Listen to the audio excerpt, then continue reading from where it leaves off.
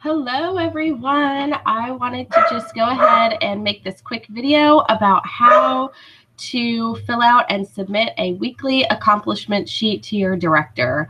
I'm sorry if you hear some background noise. I have the family home today. My daughter's watching some TV, so you might hear the TV or the dog barking in the background. But anywho, okay, so this is what your Mary Kate InTouch screen is going to look like. So if you want to find your weekly accomplishment sheet, so what your weekly accomplishment sheet does is not only is it going to help your director really to figure out what your strengths, weaknesses are, and really, to customize your training along the way, but it also does help you with your taxes at the very end of the year, because it does keep track of, your sales, your taxes, what you gave away for hostess gifts and everything like that. So at the end of the year, you can print out your reports, and then you already have all those numbers. Okay, so it's under this Business Tools tab, and it's all the way down here at the bottom, Weekly Accomplishments.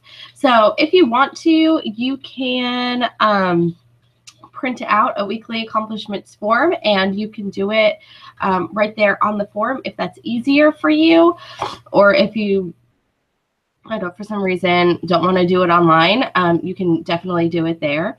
But I mean, most of the time, I feel like it's easier, to do it online and to just enter it and submit it this way. So this is where you're going to click Enter Weekly Accomplishments.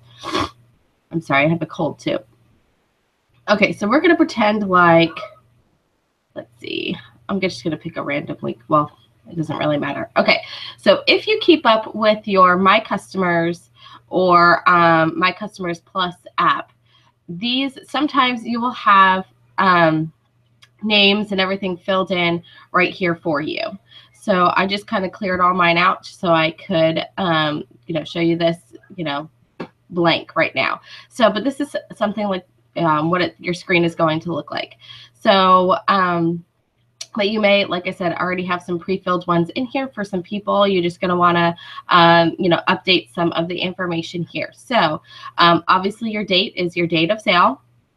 Hostess, that's your person who bought their name, first and last name, or just first name if you have it, or whatever. That's the person that actually bought. So sometimes you can also, if you have a question, like if you don't understand what one of these are, you can click this.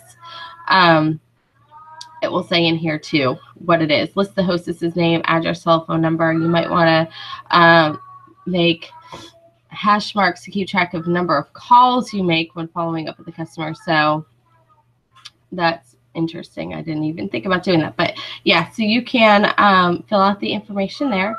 Number of hours. So if it was a skincare class, and you can, there's a drop down menu here. You can type in how many hours you were there, how many guests were there, how many orders and bookings and all that. So normally, like what I do, I know it says hostess, and you can put in the entire amount for the entire party. I kind of like to keep track of them as, individuals, but you can really do it either way. You can do it however you want to. You can do the entire party, what you made for the party here, or you could just put, the person's name. So this says your type is your skincare class parties. You can also track your facials, on-the-go appointments, online sales. So these online sales should already fill in the information in here for you. Your shows, which I guess would be kind of like if you were doing a holiday on the road show, or what do I want to say, like a spring preview show or something like that. And then these are your PCP customers, or just miscellaneous sales that you had gotten. So I'm just going to pretend like we had a party, and I had a hostess. Her name was Sue. I was there for, I'm going to say 2 hours. We had, I'm going to say 4 guests. We had, I'm going to say 3 orders, 2 bookings. Number of skincare sets sold, I sold, let's say 2, and let's say your sales tax was, I'm just going to do 400, okay? So this is something, we're going to say this was, let's see, this is going to be 7, should be 07, 08, okay? Then your sales tax is whatever sales tax you collected for the party. You can also, so let's say, I don't know what 8% of 400 is. I'm just going to put in a random number. Okay, 1076, that looks good. Your hostess gifts. So what this hostess gifts is this is going to be any section 2 that you've given away. So hostess gifts or gift with purchase at cost. So you're going to record your costs for any hostess gifts other than section 1 product given away. Gifts with purchase or preferred customer program premiums you give away. This does not include section 1 products given away. So let's say we gave her one of those lip gloss sets or something, or we gave that away as a gift at the party. Excuse me.